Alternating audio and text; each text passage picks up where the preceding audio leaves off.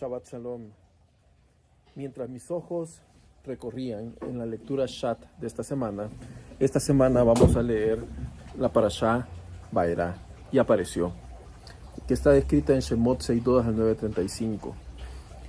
Logré visualizar realmente después de leerla cuál era el complejo y el tremendo trasfondo político, social, religioso y económico de esta época.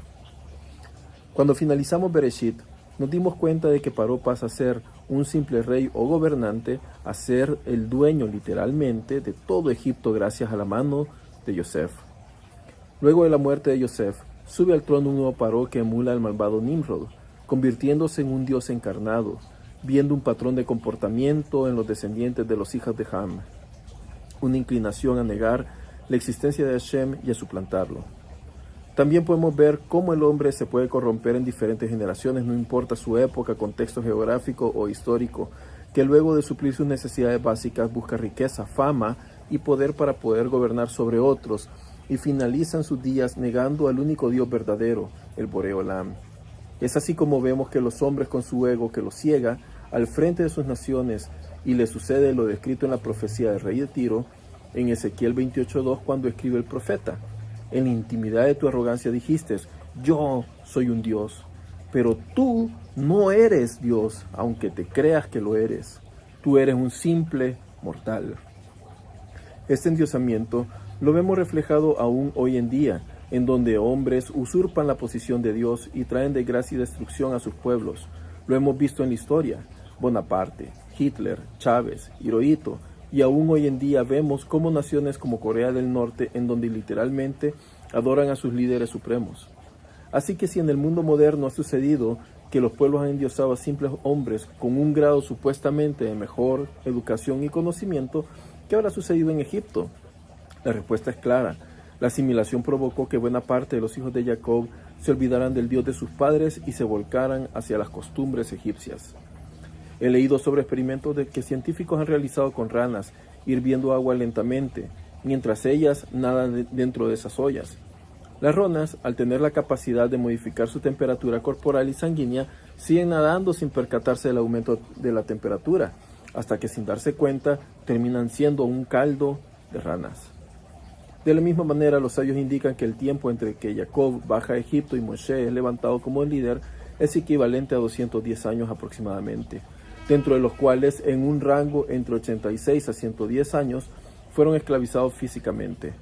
Sin embargo, los sabios indican en el Talmud, en la Sotá 11, que el descenso de Israel fue un proceso gradual, y si leemos la porción Vayejí, vemos que la diferencia de todas las otras parashat de la Torá, que los rollos de esta porción casi no dejan espacio entre el final de la parashá anterior y el comienzo de Vayejí. El Midrash pregunta: ¿por qué esa parashá está cerrada? Porque a la muerte de Jacob, los ojos y el corazón de Israel se cerraron a causa del sufrimiento de la esclavitud, porque los egipcios comenzaron a esclavizarlos. Bereshit Rabbah 96.1. Lo cual indica que la esclavitud nació desde la asimilación, desde el mismo momento en que descendieron a Misraim. Así hoy en día el proceso de la esclavitud nace cuando comenzamos a vivir una vida secular, alejada del Eterno, olvidando a quién rendiremos cuenta. Luego de esta degradación se manifiesta en el área física. Este proceso podríamos compararlo, por ejemplo, con una persona con cirrosis a causa de alcoholismo. Vemos hoy en día sus consecuencias físicas y podemos deducir que es una persona alcohólica. Pero, ¿su alcoholismo nació realmente cuando ya tomaba demasiado? No. Su alcoholismo nació en su mente, quizá cuando ni siquiera había probado su primer gota de alcohol o su primer bebida alcohólica, cuando quizás tuvo problemas sin resolver y el alcohol fue un escape que descubrió para su debilidad emocional. Leímos en la porción de Shemot la semana pasada que Paró equivale a la negación de Dios. Leímos en el 5.2: y dijo el faraón: ¿quién es el Eterno para que yo oiga su voz y deje ir a Israel? No conozco al Eterno, ni tampoco dejaré ir a Israel. Luego, en una profecía contra Egipto, vemos claramente la suposición de quién el faraón decía ser, cuando leemos en Ezequiel 29.3 y 8: el río es mío y yo lo hice, refiriéndose al Nilo. Y vemos la relación del pueblo de Israel hacia Paró, en el 6:7. Y sabrán todos los habitantes de Egipto que yo soy el Señor, porque han sido puntales de caña para la casa de Israel. Cuando te agarraron con la mano, pues los traspasaste todos sus hombros, y cuando se apoyaron en ti, te quebrantaste, e hiciste que todos sus lomos estuvieran erguidos, denotando que su confianza del pueblo de Israel fue hacia el nuevo Dios, hacia un hombre, Paró, olvidándose del Eterno. También leemos que el pueblo se aquejaba del dolor físico, pero no se quejaban de la comodidad y las costumbres egipcias. Leemos en Shemot 6:5. Y también oído el gemido de los hijos de Israel, a quienes los egipcios tienen en servidumbre, y recordé mi pacto. ¿De dónde sacamos esta conclusión? En ningún momento indica que oraron al Eterno y le pidieron salir de Egipto. De hecho, leemos en las 10 palabras: yo soy el Eterno, tu Dios, que te saqué de la tierra de Egipto, de la casa de esclavos. Literalmente, se me viene a la mente, es como cuando un niño es sacado por sus padres de una piscina y el niño quiere seguir todavía dentro de ella, lo sacan. Cuando leí esta porción, en ningún momento observé que ellos se sentían incómodos en Egipto como nación o con sus costumbres, sino que veo una nación sin identidad quejándose del dolor físico, pero no de una falta de relación con Dios. Egipto era la cúspide de la ciencia, tecnología, medicina, agricultura, arquitectura, ejército, etc. Vivir en Egipto era estar en el lugar indicado materialmente hablando, aunque esto implicara una estrechez espiritual, lo que significa Mitzrayim, y en asimilar ideas de qué y quién es Dios entre ellos, y de corromperse con las ideas paganas y prácticas inmorales en dicho lugar. Así que Dios se propuso poner fin a este sufrimiento y orgullo, por lo que dicta sus propósitos para tal liberación. Primero, busca cumplir sus promesas, hechas a nuestros patriarcas. 2. Parar el sufrimiento físico de su pueblo esclavizado en Egipto. 3. Revelarse al mundo como el Adonai, el dueño y el amo del mundo, quien está sobre todas las leyes físicas, es decir, revelarse por su nombre, Yud, Hel, Vav, Hel. Para Israel, lo cual leemos en el Seder de Pesaj y recordándonos con las 4 copas, es sacarnos de Egipto, debajo de las cargas que es el sufrimiento físico, rescatarnos, es decir, eliminar la esclavitud, redimirnos, es decir, eliminar los efectos o consecuencias de esa esclavitud, y tomarnos como su pueblo, es decir, darnos nueva vida, un nuevo propósito de nuestra existencia. Demostrar a la humanidad y especialmente a los egipcios que Hashem es el Dios verdadero. Dice, Beyadu Mitzrayim ki Adonai, y conocerán los egipcios que yo soy el Eterno, y por ende, demostrar que ningún hombre puede y es Dios en la tierra. Para ello Dios utiliza sus señales, prodigios, hechos portentosos y milagros a través de situaciones en las que no puede intervenir el hombre y que solo con su mano se pueden realizar, lo que reconocen los magos de Egipto como el dedo de Dios. Por una parte, inician las señales comiéndose a un símbolo real egipcio como la serpiente, y luego muestra cómo él controla las diferentes fuerzas físicas en el agua, fuego, aire y tierra, que según leemos eran en muchos casos venerados por los egipcios como dioses. Y vemos en cada una de las 10 maravillas, me gusta más utilizar este término por cierto que plagas, como un recordatorio a su pueblo de las 10 expresiones de la creación. En Bereshit leímos que Dios utilizó la expresión que se haga o que sea. 10 veces la utilizó. ¿Es coincidencia? No lo creo.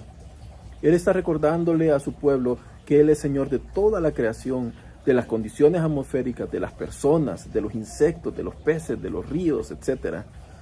Hashem está dejando claro que Él es Rey por sobre todos los reyes de la tierra, que es Señor por encima de la creación y que maneja el mundo y la creación y el universo en la palma de sus manos, que no comparte su gloria con nadie.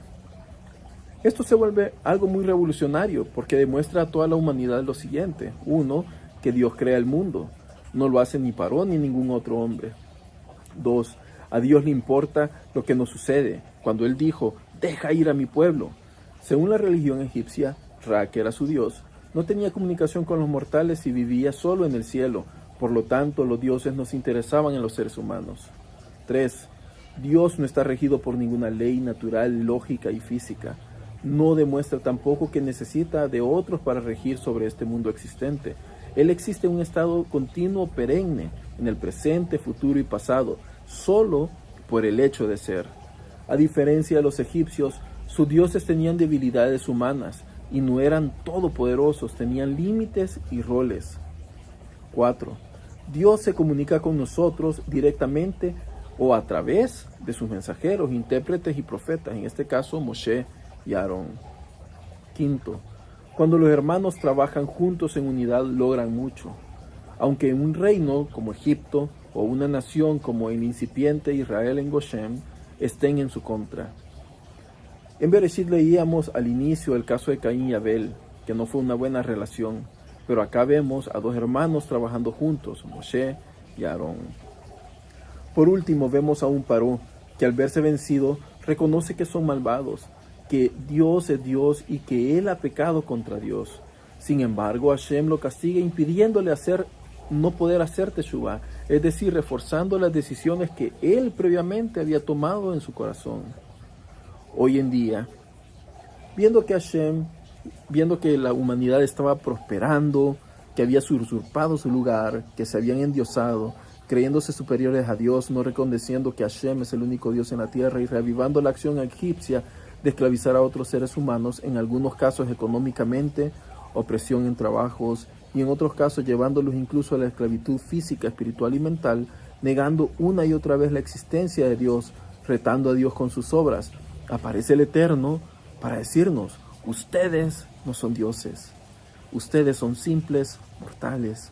Así Hashem nos recordó y nos envió a finales del 2019 un pequeño Keter, una corona muy pequeña, que siendo tan pequeño nos ha dominado, para que alcemos la vista al cielo. Si leemos en Shemot 6:8 dice: y os llevaré a la tierra que la daría a nuestros patriarcas. Esta promesa aún está pendiente de cumplirse, ya que esta generación no la mereció por aceptar el mal informe de los espías. Y esta es la quinta copa que no bebemos durante el Seder de Pesaj, esperando la redención final en los tiempos del Mesías. Todavía estamos a tiempo de recapacitar, de volvernos a Dios y reconocer que solo hay un único Dios. Mi oración es que tengamos el mérito de ser como Moshe y Aarón, aunque eso implique estar en contra del pensamiento normalizado del mundo, y que tengamos el mérito de salir de Mitzrayim para recibir la tierra prometida en nuestros tiempos. Shabbat Shalom.